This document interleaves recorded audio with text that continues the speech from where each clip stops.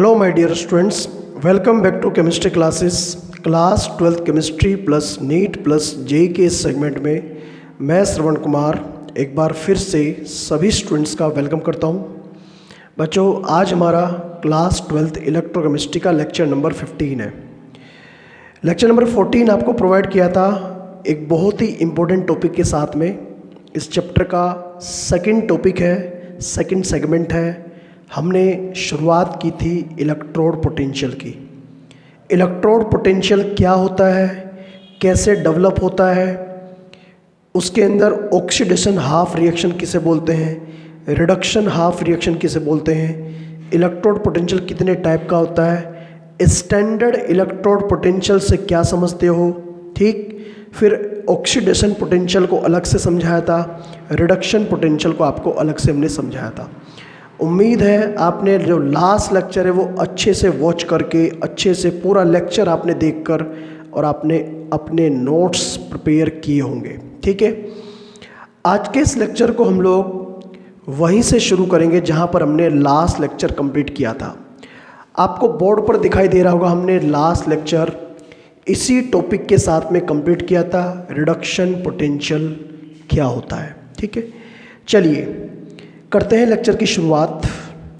देखिए, ये तो आप लोग समझ गए कि इलेक्ट्रोड पोटेंशियल या फिर स्टैंडर्ड इलेक्ट्रोड पोटेंशियल से क्या मतलब होता है, ठीक है, उसके दोनों टाइप्स। अभी कुछ छोटे छोटे पॉइंट्स हैं जो मैं इलेक्ट्रोड पोटेंशियल या स्टैंडर्ड इलेक्ट्रोड पोटेंशियल के साथ में कनेक्ट करूँगा। जैसे एक छोटा सा पॉइंट है कि इलेक्ट्रोड पोटेंशियल को कौन कौन से फैक्टर हैं जो अफेक्ट करते हैं, क्योंकि ये क्वेश्चन कंपटीशन में कई बार पूछा गया है। कभी कभी ऐसे क्वेश्चन आता है कि which one of the following factor does not affect the electrode potential, या फिर which one of the following factor affect the electrode potential.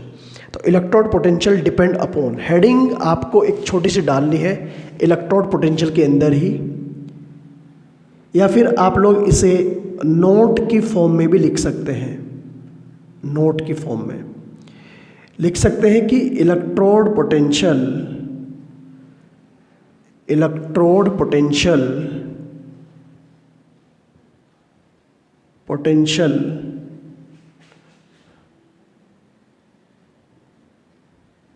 Depend on. इनमें से कौन कौन से फैक्टर पर इलेक्ट्रोड पोटेंशियल डिपेंड करता है।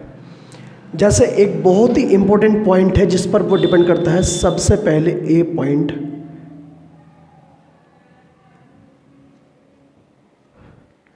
Concentration of electrolytic solution. उस इलेक्ट्रोलाइटिक सॉल्यूशन की कंसंट्रेशन पर डिपेंड करता है इलेक्ट्रोड पोटेंशियल, जिसके अंदर दोनों के दोनों इलेक्ट्रोड फिट है, चाहे तो ओपी चाहे आरपी। एक तो कंसंट्रेशन ऑफ सॉल्यूशन पर डिपेंड करता है, इस बात पर भी डिपेंड करता है।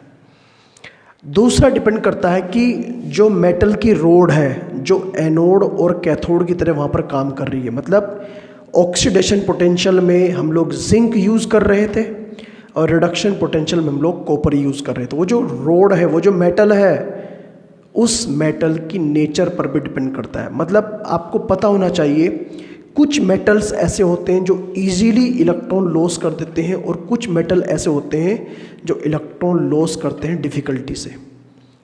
तो मान लें ये दो मेटल हैं, इनमें से एक मेटल बहुत आसानी से इलेक्ट्रॉन लॉस करता है, दूसरा मेटल बहुत डिफ़िकल्टी से इलेक्ट्रॉन लॉस करता है। इसका मतलब ये मेटल, इस मेटल वाले केस में ऑक्सीडेशन जल्दी होगा, इस वाले केस में ऑक्सीडेशन डिफ़िकल्टी से होगा। तो इसका मतलब मेटल की नेचर पर तो डिपेंड करता ही करता होगा, क्योंकि प्रोसेस जितना फास्ट होगा पोटेंशियल उतनी ही जल्दी और उतना ही ज़्यादा डेवलप होगा।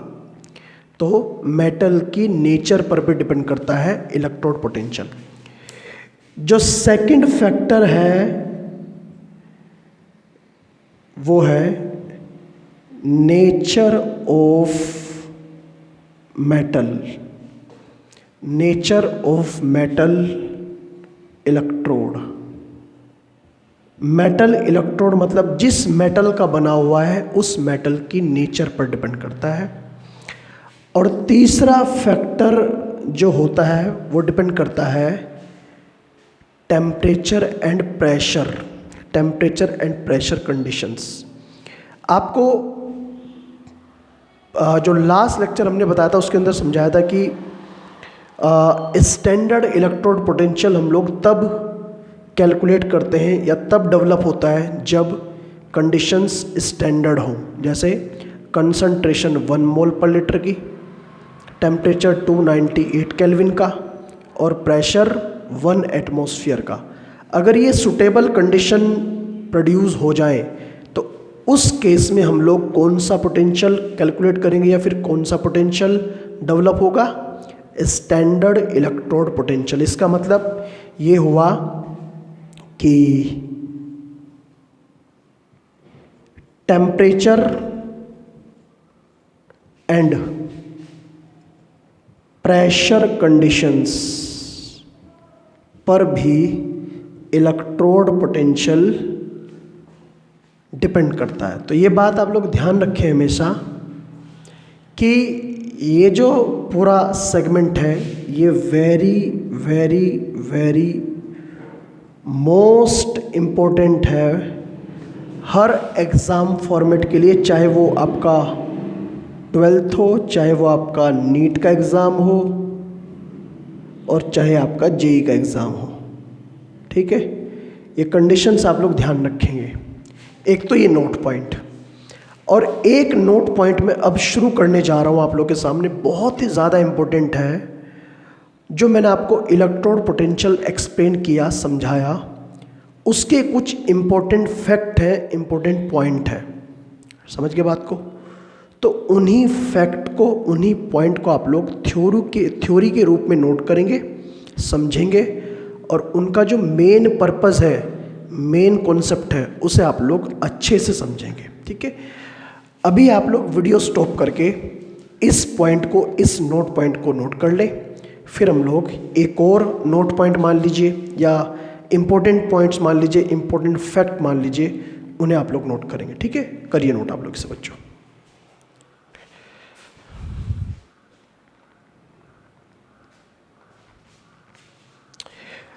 ओके, चलिए करते हैं शुरुआत अपने कुछ खास पॉइंट की, कुछ इम्पोर्टेंट पॉइंट्स की। ठीक है, देखिए स्टूडेंट, मैं क्या आपको समझाना चाह रहा हूँ। बच्चों, मैं आपको समझाना ये चाह रहा हूँ, बच्चों,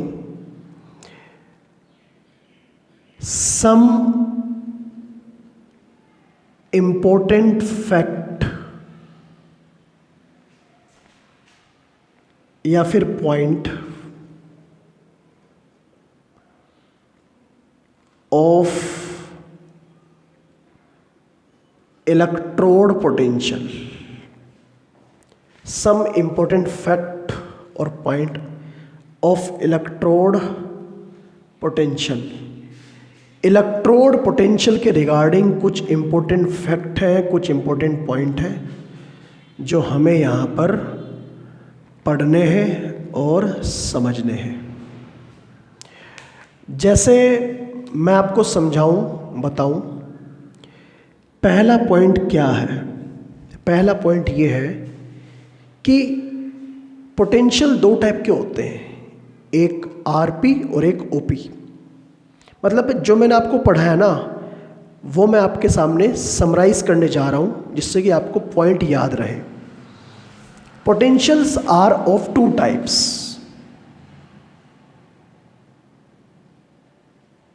या उससे पहले एक और point, potential is denoted bye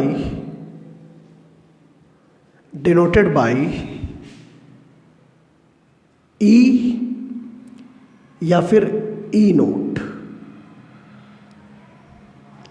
potential को हम लोग ई से या ई नोट से डिनोट करते हैं। अब ये ई क्या है? ई का मतलब होता है इलेक्ट्रोड पोटेंशियल हो सकता है ओपी और आरपी, इलेक्ट्रोड पोटेंशियल, और इसे हम लोग कहेंगे standard electrode potential. Electrode potential, यहीं से फर्क समझना शुरू कर दीजिएगा। जो किसी भी कंडीशन पर पोटेंशियल होगा उसे तो हम लोग डिनोट करेंगे ई से, ठीक है, लेकिन जो स्टैंडर्ड इलेक्ट्रोड पोटेंशियल होगा उसे ई नोट से डिनोट करेंगे। ई नोट बोलते हैं इसे, ई नोट। जब किसी लेटर के सुपरस्क्रिप्ट में या सबस्क्रिप्ट में जीरो लगाते हैं ना, तो उसे हम लोग नोट बोलते हैं, ई नोट। जैसे आपने सॉल्यूशन वाले चैप्टर में पढ़ा पी नोट, ठीक है, स्टैंडर्ड वेपर प्रेशर मतलब कांस्टेंट वैल्यू जो होती है, फिक्स वैल्यू जो होती है, तो ये स्टैंडर्ड इलेक्ट्रोड पोटेंशियल, ठीक है, डिनोट तो ऐसे करते हैं। दूसरा पॉइंट ये है बच्चों कि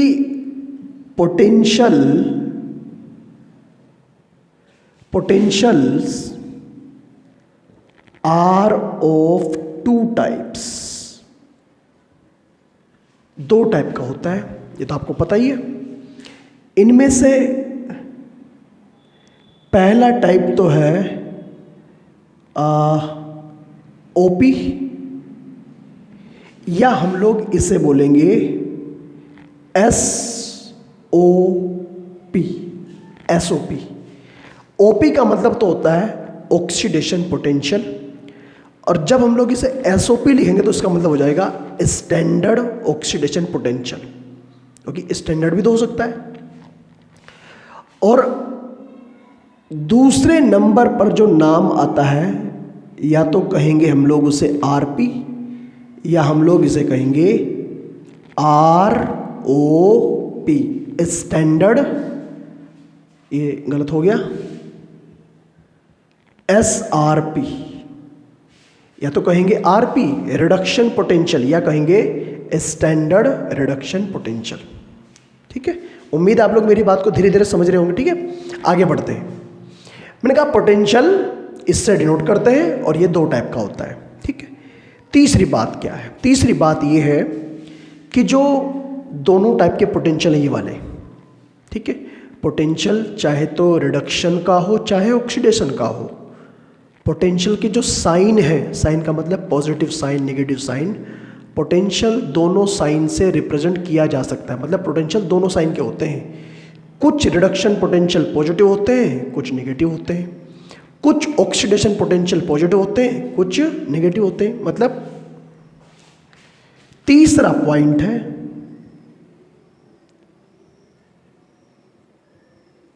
पोटेंशियल्स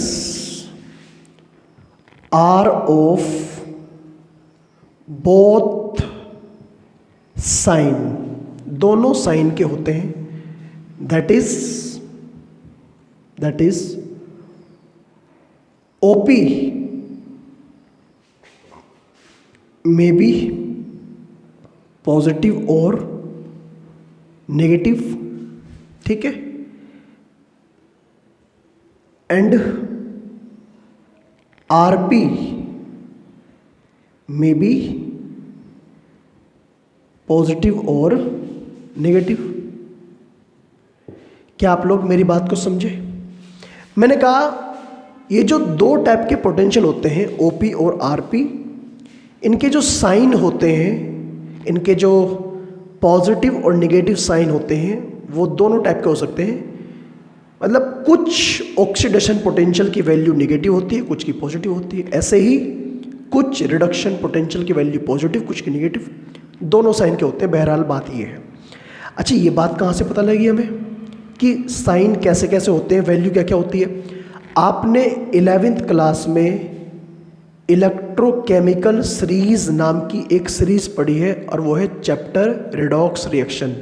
अगर नहीं पढ़ी तो आज आप लोग देखेंगे जाकर 11th क्लास का रिडॉक्स रिएक्शन वाला चैप्टर, जहाँ पर थोड़ा सा पोटेंशियल के बारे में समझा रखा है, जहाँ पर आपको गैल्वेनिक सेल समझा रखा है। तो वहाँ पर एक सीरीज टेबल दे रखी है, उस टेबल को हम लोग बोलते हैं इलेक्ट्रोकेमिकल सीरीज। अच्छा, अगर आप लोग 11th क्लास की बुक नहीं देखना चाहते तो 12th क्लास में ही जो इलेक्ट्रोकेमिस्ट्री का चैप्टर हम लोग पढ़ रहे हैं ना, इसी चैप्टर में थ्योरी वाले पार्ट में थोड़ा सा लास्ट में जाकर चैप्टर के एक टेबल दे रखी है, उस टेबल को हम लोग बोलते हैं इलेक्ट्रोकेमिकल सीरीज। ठीक है, आप लोग टेबल देखेंगे, आप लोग बुक ओपन करेंगे, वहाँ से देखना।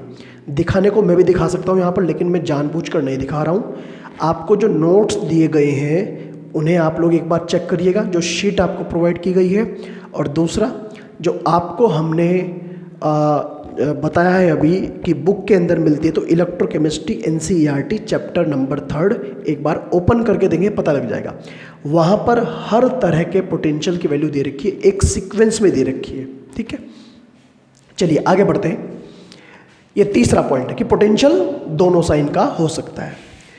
चौथा पॉइंट ये है कि एक कैटेगरी के पोटेंशियल को दूसरी कैटेगरी में हम लोग कन्वर्ट कर सकते हैं। मतलब हम लोग रिडक्शन पोटेंशियल को कन्वर्ट कर सकते हैं ऑक्सीडेशन पोटेंशियल में, ऑक्सीडेशन पोटेंशियल को कन्वर्ट कर सकते हैं रिडक्शन पोटेंशियल में। ठीक है, तो चौथा पॉइंट है potential of one class, potential of one class can be converts into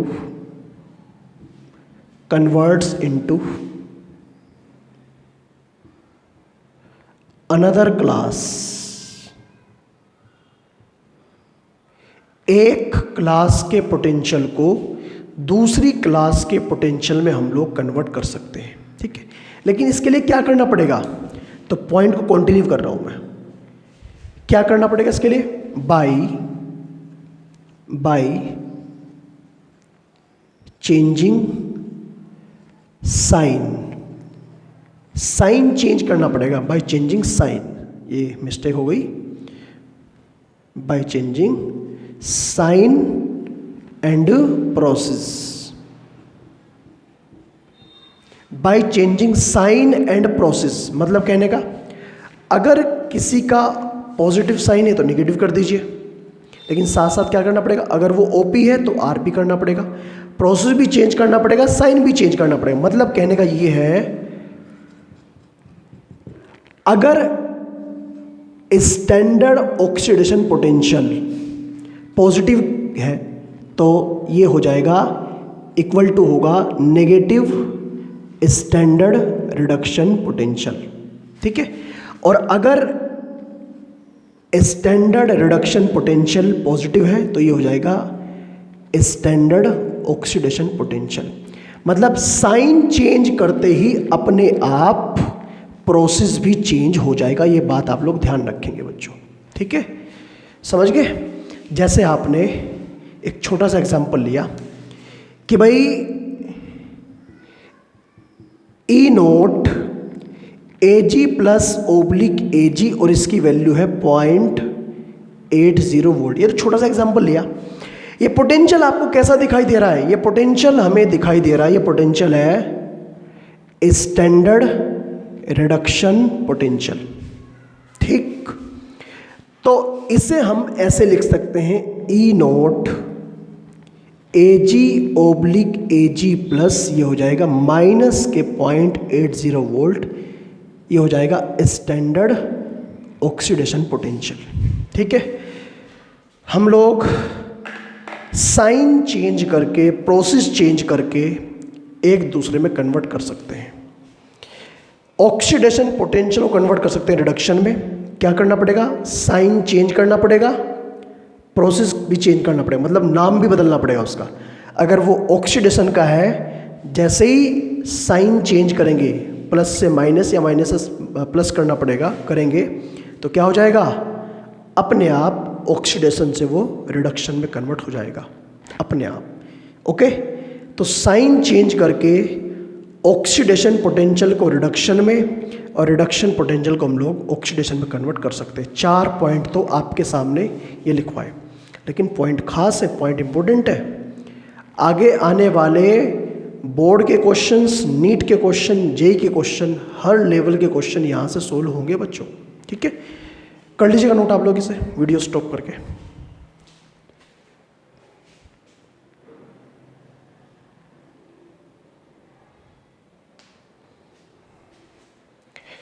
okay, अब मैं यहाँ पर 2 पॉइंट और ऐड करना चाहता हूँ और फिर हम लोग अपनी बात को कंप्लीट करेंगे। ये वाले शायद पॉइंट आप लोगों ने समझ भी लिए होंगे और नोट भी कर लिए होंगे। 2 पॉइंट मैं आपके सामने और ऐड करना चाहता हूँ स्टूडेंट।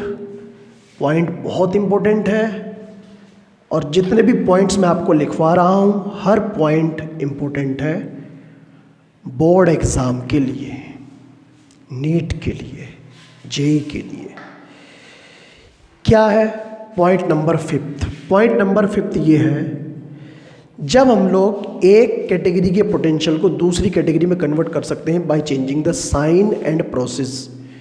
ठीक, मान लिया मेरे पास में मुझे 5 अलग अलग एलिमेंट के पोटेंशियल गिवन है, उनमें से कुछ रिडक्शन के, कुछ ऑक्सीडेशन के। पहले तो हमने उन सभी को एक सीरीज में कन्वर्ट कर लिया, या तो सभी को कन्वर्ट कर लिया ओपी में, एसओपी में, या सभी को कन्वर्ट कर लिया आरपी में, एसआरपी में, और फिर हमने क्या किया, उन्हें आपस में कंपेयर किया। कहने का मतलब ये है कि मैं आपसे कहना ये चाहता हूँ कि पोटेंशियल ऑफ वन क्लास, एक ही क्लास के पोटेंशियल्स को या तो सारे के सारे एसओपी या सारे के सारे एसआरपी, एक ही क्लास के पोटेंशियल को हम लोग आपस में कंपेयर कर सकते हैं। ठीक है, वो एक ही कैटेगरी के होने चाहिए, एक ही क्लास के होने चाहिए। तो पॉइंट ये है, पोटेंशियल ऑफ वन क्लास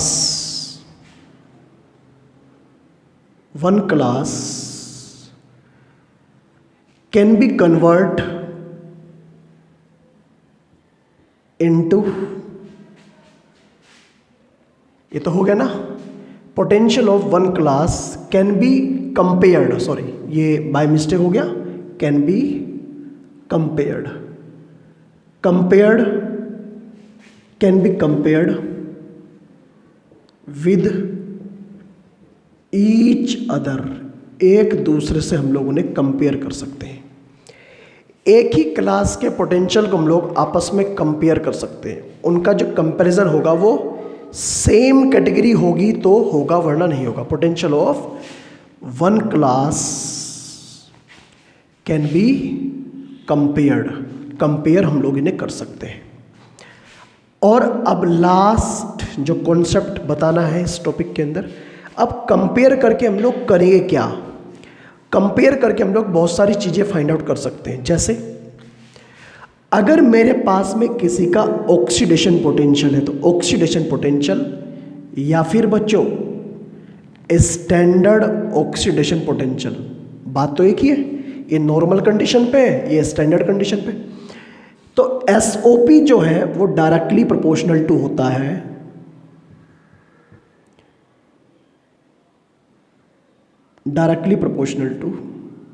थोड़ा सा ऐसे मैं अलग से करके बना दूं, डायरेक्टली प्रोपोर्शनल टू होता है नंबर 1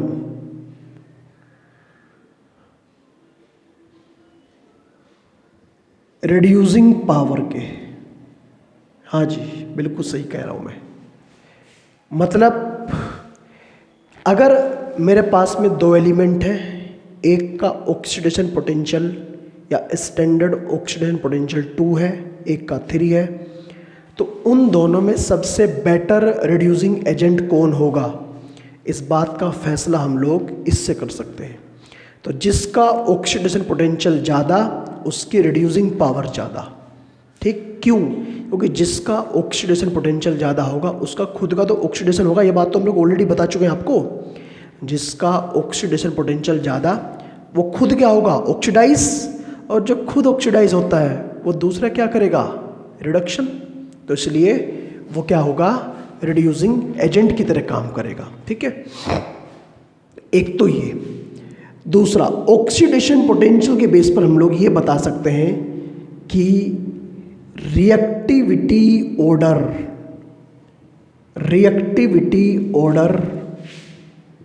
ऑफ मेटल। मतलब कहने का, अगर ऑक्सीडेशन पोटेंशियल ज़्यादा होता है तो मेटल की रिएक्टिविटी ज़्यादा होती है। डायरेक्टली प्रोपोर्शनल टू है। और तीसरा और सबसे लास्ट कॉन्सेप्ट जो है एसओपी के बेस पर वो है रेट ऑफ रिप्लेसमेंट। जैसे आपने पढ़ा होगा कि आयरन कॉपर सल्फेट के सॉल्यूशन से कॉपर को रिप्लेस कर देता है, बट कॉपर तो रिप्लेस नहीं कर पाता। ठीक है, तो कौन किसे रिप्लेस करेगा ये डिपेंड करेगा ऑक्सीडेशन पोटेंशियल के बेस पर। अगर दो एलिमेंट है, एक ए एक बी, ठीक, तो अगर बी का ऑक्सीडेशन पोटेंशियल ज़्यादा है तो बी वाला ए वाले को रिप्लेस कर देगा। ये मतलब एसओपी डायरेक्टली प्रोपोर्शनल टू है रेट ऑफ रिप्लेसमेंट टू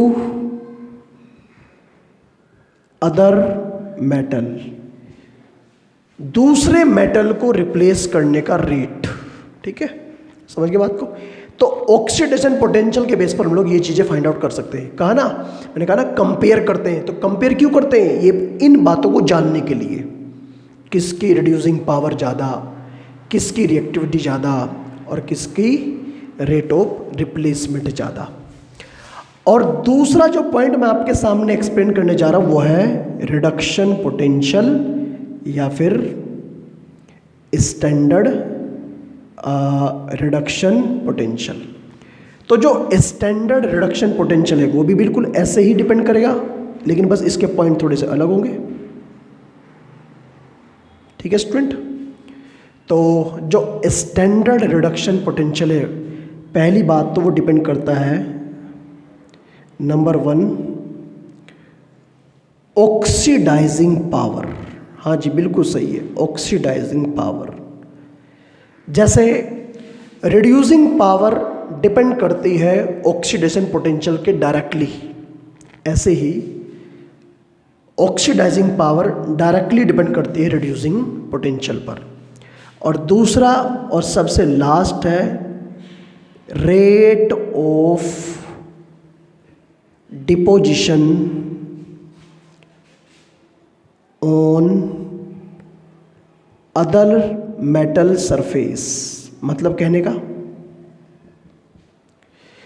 कि जैसे मेरे पास में किसी मेटल का रिडक्शन पोटेंशियल है। जैसे एक मेटल है कोई, जैसे मान लिया मैंने कहा कि आयरन है, और आयरन के ऊपर मुझे एक तो जिंक और एक कॉपर की लेयर बनानी है।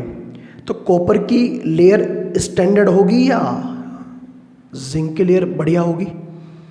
तो लेकिन लेयर किसकी पहले बनेगी? अगर कॉपर का रिडक्शन पोटेंशियल ज़्यादा होगा तो कॉपर की बन जाएगी पहले और स्टेबल होगी, और जिंक का ज़्यादा होगा तो जिंक की बन जाएगी। मतलब रेट ऑफ डिपोजिशन, लेयर बनने का जो स्पीड है वो किस पर डिपेंड करेगी? इस पर डिपेंड करेगी। ओके, अभी तो आप लोग वीडियो स्टॉप करके ये पॉइंट नोट कर लीजिएगा। हमारा जो कॉन्सेप्ट है वो कंप्लीट हो चुका है, जो मैं आपको पढ़ा रहा था। फिर हम लोग आगे बढ़ते हैं स्टूडेंट।